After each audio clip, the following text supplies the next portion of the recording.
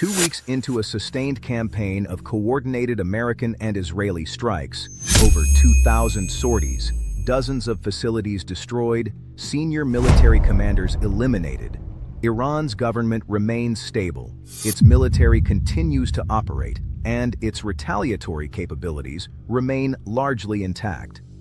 For planners in Washington and Tel Aviv who projected rapid, decisive degradation of Iranian capability, that reality is forcing a fundamental reassessment.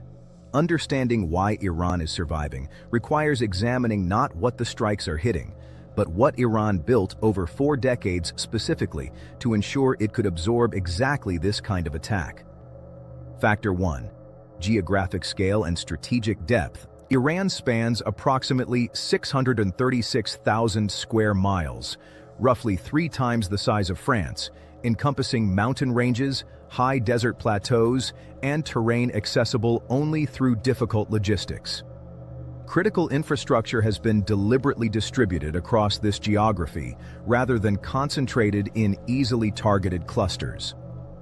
Iranian military planners studied the 1991 Gulf War and the 2003 invasion of Iraq with a specific question: what does a country need to look like to survive sustained precision bombing by a technologically superior adversary? The answer was redundancy at scale. Nuclear facilities illustrate this clearly. Fordo is buried under approximately 90 meters of rock, requiring multiple successive strikes with the largest bunker-penetrating munitions in the American arsenal to achieve full structural collapse. According to assessments cited by the Institute for Science and International Security, while both Natanz and Fordo sustained significant damage, Iran is assessed to maintain enrichment capabilities at undisclosed backup locations that cannot be struck because they have not yet been confirmed by American intelligence. Factor 2.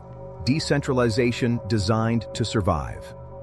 Decapitation. Iran's military apparatus is structured to resist command and control disruption. The Islamic Revolutionary Guard Corps operates semi-independently from regular Iranian armed forces. Provincial commands maintain autonomous operational capabilities. Proxy networks across Iraq, Syria, Lebanon, and Yemen are designed to function without constant direction from Tehran. American and Israeli operations have successfully eliminated several high-ranking IRGC commanders, including the head of the Quds Force Operations Directorate, according to Reuters and the Times of Israel.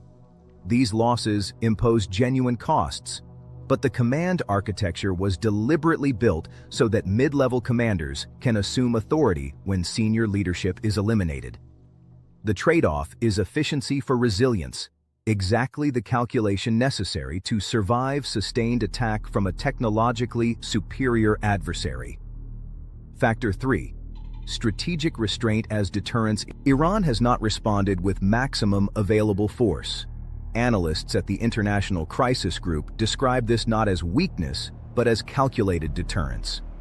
Iran's most damaging retaliatory options, comprehensive mining of the Strait of Hormuz, coordinated proxy attacks across multiple theaters, major cyber operations against American and Israeli infrastructure, remain held in reserve. The implicit message is direct. Current operations have not yet crossed the threshold that triggers Iran's full response. That threshold exists, and Iran is signaling that it remains available. Factor 4. External attacks strengthen domestic cohesion. The 2019 and 2020 protests that significantly challenged the Islamic Republic's domestic legitimacy have not resurged during current strikes. Instead, large public demonstrations supporting the government have been reported in Tehran, Isfahan, and Mashhad by BBC Persian Service and Al Jazeera correspondents. This pattern is not unique to Iran. Populations under external military attack consistently rally around existing governments regardless of peacetime grievances, from the London Blitz to the NATO campaign against Yugoslavia. Military operations designed to delegitimize regimes frequently achieve the opposite. Factor 5. China, Russia, and the limits of isolation. China has explicitly stated it will continue economic engagement with Iran regardless of American military operations. Russia has provided UN Security Council cover and signaled willingness to supply advanced air defense systems. Neither motivation is altruistic. China imports approximately 1.7 million barrels of Iranian oil daily, and Russia has a strategic interest in demonstrating that American unilateral military action does not automatically produce intended outcomes. These relationships do not give Iran military parity with the United States and Israel. They ensure Iran is not facing military pressure and comprehensive economic collapse simultaneously, a combination historically necessary to force major governments to capitulate. Factor 6. Decades of sanctions. Built structural resilience, Iran has operated under escalating Western sanctions since 1979, with significant intensification after 2012 and 2018. This extended pressure forced development of parallel economic structures, black market currency networks, cryptocurrency transaction systems, barter arrangements with sanctioned partners, and domestic production capacity for previously imported goods. The economy suffers.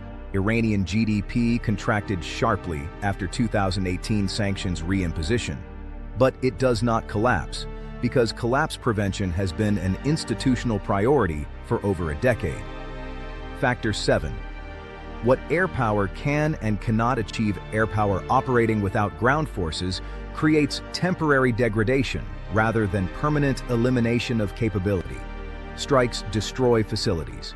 They do not occupy territory, prevent reconstruction, or hold gains. Iranian planners understand this structural limitation and built their survival strategy around it.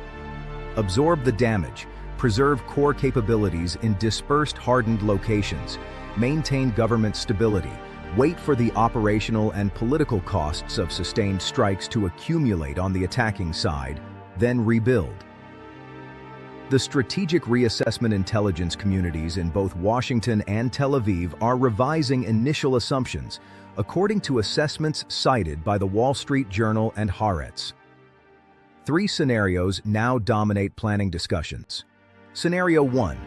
Operations continue at current intensity. Iran absorbs damage while preserving core capabilities. Both sides reach operational exhaustion, diminishing returns on strikes, accumulating costs in munitions, and international political pressure. De-escalation occurs without decisive outcome. This is arguably the most likely near-term trajectory, but it satisfies neither Washington's strategic objectives nor Iran's interest in restoring deterrence credibility. Scenario 2. Frustration with Iranian resilience triggers escalation to operations directly targeting regime leadership. This would likely trigger Iran's maximum retaliatory response: strait closure, coordinated regional proxy attacks, major cyber operations. The conflict expands far beyond initial parameters. The probability increases if domestic political pressure in Washington or Tel Aviv demands visible escalation rather than acceptance of stalemate. Scenario 3. Recognition that airstrikes alone cannot achieve decisive results leads to planning for limited ground operations to physically secure nuclear sites. This requires troop deployments and political commitments of a categorically different order, precisely what current operations were designed to avoid. What survival means strategically. Iran is not winning in conventional military terms. Significant capabilities have been degraded. Senior commanders are dead. Facilities that took years to construct have been destroyed. But Iran is surviving, and in asymmetric conflict, survival is not a consolation prize. It is a strategic outcome. Every day that Iran's government remains stable and its retaliatory capabilities remain credible, the argument that air power alone can reshape the Middle East becomes harder to sustain. Not because the strikes are failing tactically, but because tactical success and strategic success are not the same thing. a distinction that American military operations in Iraq, Libya, and Afghanistan have demonstrated at enormous cost. The attacks continue. The damage accumulates. Iran survives. And both sides are now confronting the same question that has defined asymmetric conflicts for generations. When destroying infrastructure is achievable, but destroying determination is not, what does military success actually look like? What is your assessment of Iran's survival strategy? And what do you believe the realistic endgame of current operations looks like? Share your analysis in the comments.